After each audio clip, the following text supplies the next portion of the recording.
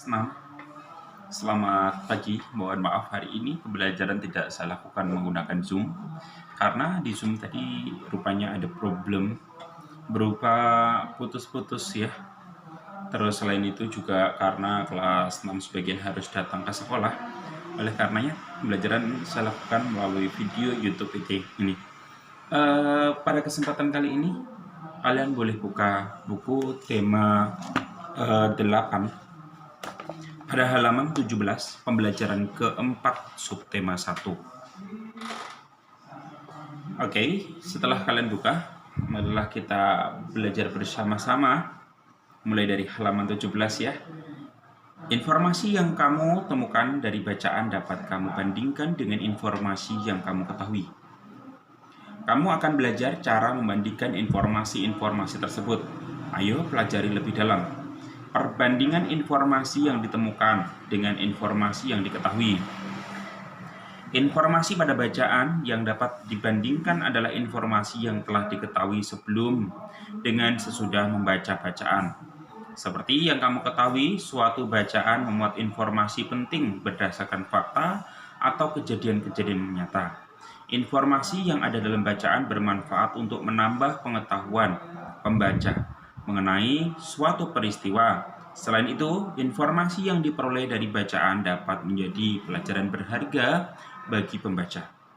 Informasi dalam bacaan yang memuat fakta dan pelajaran bagi pembaca dapat disajikan dalam bentuk tabel seperti berikut. Yang pertama, informasi yang diperoleh dari bacaan, fakta-fakta yang diperoleh dari bacaan, pelajaran atau pesan yang diperoleh dari bacaan. Coba kita simak aktivitas 1. Sekolah untuk anak jalanan. Setiap anak memiliki hak untuk mendapatkan pendidikan, termasuk anak jalanan.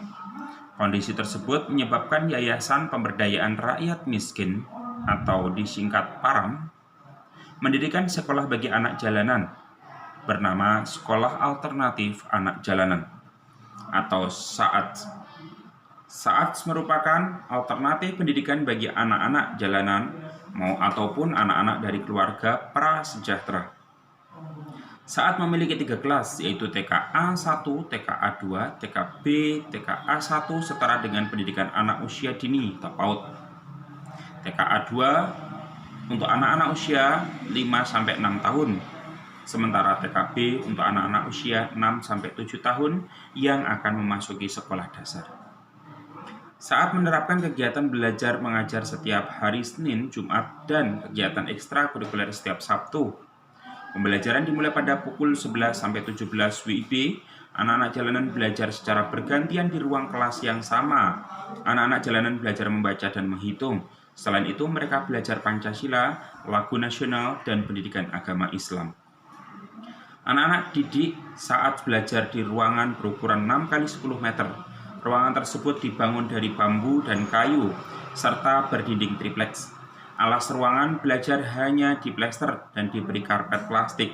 Saat pernah ditawari akan dibuatkan bangunan permanen, namun pengelola menolak tawaran tersebut. Alasannya, sekolah anak akan dibangun di Taman Badan Pendidikan dan Pelatihan atau Badiklab. Pengelolaan tersebut alasannya sekolah akan dibangun administratif. Pengelola tidak ingin mengubah fungsi taman. Oleh karena itu, bangunan SAAJ dibiarkan seperti gubuk agar bisa menjadi kritik sosial bahwa di kota metropolitan masih dijumpai bangunan sederhana sebagai tempat belajar warga. Di situ nanti silahkan kalian cari informasi yang berkaitan yang berada dalam bacaan tersebut. Selanjutnya, menemukan fakta-fakta yang terdapat dalam bacaan tersebut. Yang ketiga, temukan pelajaran atau pesan yang berharga setelah mempelajari pelajaran berikut. Tuliskan hasil temuanmu dalam bentuk tabel seperti itu ya tabelnya. Selanjutnya yang nomor 5, sampaikan hasil temuanmu di depan teman. Ini tidak usah yang nomor 5. Cukup nanti kerjaannya dikirim ke Pak Dani. Jadi tugas yang pertama itu halaman 17 yang bawah. Yang berikutnya, yang B, kita kewajiban menjaga lingkungan sekolah. Apakah kamu selalu melaksanakan piket kelas sesuai dengan jadwal? Setiap peserta didik memiliki kewajiban untuk melaksanakan piket kelas sesuai jadwal. Melaksanakan piket kelas sesuai jadwal merupakan salah satu upaya menjaga kebersihan di lingkungan sekolah. Menjaga kebersihan bermanfaat bagi kehidupan sekolah, seperti menciptakan suasana belajar yang bersih dan nyaman. Pemandangan sekolah tampak indah dan asri, serta terhindar dari banyak bahaya banjir yang disebabkan oleh tumpukan sampah. Berikut beberapa kegiatan yang dapat kamu lakukan sebagai upaya melaksanakan kewajiban menjaga lingkungan sekolah. Apa saja itu? 1. Membuang sampah pada tempatnya. Yang kedua, melakukan piket kelas dengan tertib. Yang ketiga, berpartisipasi dalam kegiatan kerja bakti di lingkungan sekolah. Yang keempat, melakukan penghijauan pada lahan sekolah yang masih kosong. Yang kelima, merawat tanaman di lingkungan sekolah dengan sistem bergantian atau terjadwal. Selain memiliki kewajiban dalam menjaga lingkungan sekolah, kamu memiliki kewajiban sebagai peserta didik. Apa saja kewajiban sebagai peserta didik? Yang pertama, menggunakan fasilitas sekolah dengan baik, mematuhi tata tertib yang berlaku di sekolah, menjaga lingkungan sekolah agar tetap rukun dan damai, mengikuti kegiatan pembelajaran dengan tertib dan sungguh-sungguh, bersikap saling menghormati antar teman dan kepada Bapak Ibu guru di sekolah, melaksanakan seluruh kewajiban sebagai peserta didik dengan penuh tanggung jawab, dapat mendatangkan manfaat bagi diri sendiri maupun orang lain. Manfaat melakukan kewajiban bagi diri sendiri seperti memiliki banyak teman, mendapatkan kepercayaan dari orang lain, disenangi oleh Bapak Ibu guru, serta menjadi pribadi yang lebih bertanggung jawab. Oke, yang C, kerjasama antar negara ASEAN. Apa saja kerjasama antar negara ASEAN? Asia Tenggara menjadi salah satu kawasan yang terdampak terjadinya Perang Dingin sejak tahun 1960-an. Perang Dingin tersebut memicu munculnya berbagai konflik di beberapa negara Asia Tenggara. Konflik ini akan menghambat stabilitas kawasan Asia Tenggara apabila berlangsung berlarut-larut. Kondisi tersebut menimbulkan keinginan kuat dari negara-negara yang terlibat untuk menciptakan kawasan Asia Tenggara yang damai, aman, stabil, dan sejahtera. Oleh karena itu, dibentuklah organisasi kawasan yang memadai kerjasama negara di negara Asia Tenggara. Organisasi tersebut dinamakan Association of Southeast Asian Nations atau ASEAN. Kerjasama itu ada beberapa hal. Yang pertama dalam bidang ekonomi. Kerjasama ekonomi ditunjukkan menghilangkan hambatan ekonomi dengan saling membuka perekonomian negara, anggota dan menciptakan integritas ekonomi kawasan. Bentuk kerjasama ASEAN dalam bidang ekonomi ada 3. Yang pertama, pembukaan pusat promosi ASEAN. Yang kedua, menyelenggarakan proyek industri. Yang ketiga, kawasan perdagangan bebas. Kawasan perdagangan bebas tadi ya, ASEAN atau AFTA, merupakan suatu persetujuan dalam pengelolaan sektor produksi lokal yang ada di Asia Tenggara. Jadi ada 3 hal itu yang menjadi concern di bidang ekonomi. Sedangkan di bidang politik juga ada beberapa hal, ada 5. Yang pertama, Defense Minister Meeting, ASEAN Defense Minister Meeting atau ADMM, merupakan pertemuan rutin materi keamanan yang ada di negara-negara anggota ASEAN. Pertemuan diadakan untuk membahas kerjasama serta diplomasi politik dalam bidang pertahanan dan keamanan negara ASEAN.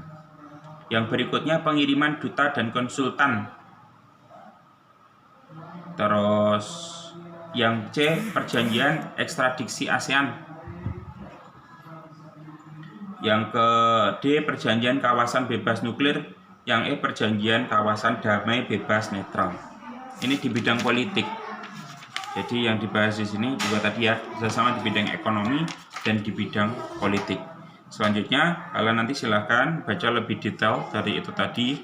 Terus mungkin kalian bisa mengkaitkan dengan bagaimana sih proses ekonomi itu. Jadi kita harus terbuka. Bersaing itu tidak harus dalam negeri saja, kita juga harus bersaing di lingkup luar yang lebih terbuka lagi.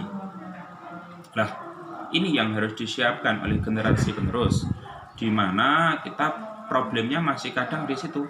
Kita hanya konsen yang namanya bersaing atau mempromosikan suatu produk, atau kita membuat karya atau apapun lah, masih bersikap lokal. Kendalanya di mana? Banyak sekali. Pergaulan juga terkendala dalam hal bahasa, dalam macam-macam itu. Oleh karenanya yang memang harus dikuasai sebagai generasi penerus nantinya adalah bahasa Inggris sebagai bahasa dunia itu. Kenapa? Itu karena ketika nanti kita ingin bersaing di kawasan Asia misalkan, kita tidak bisa lagi kalau kita hanya menggunakan bahasa Indonesia. Ketika kita bersaing keluar sana, maka ya harus menggunakan bahasa Inggris. Itu harus memiliki basic-basic yang seperti itu. Jadi tolong nanti kalian harus mulai saat ini, usia SD ini sudah mulai terbuka bahwasanya ekonomi pun Indonesia ini tidak hanya bergelut di ekonomi di lokal saja, tetapi kita harus juga memiliki kemampuan berpikir untuk bersaing minimal ya Asia gitu, atau tingkat Asia. Oke, tugasnya selanjutnya yaitu halaman 20 dan 21 penilaian harian, nanti silahkan dikerjakan. Selanjutnya bisa difoto, kirimkan ke WA saya atau kirimkan di grup. Terima kasih, selamat pagi, selamat belajar.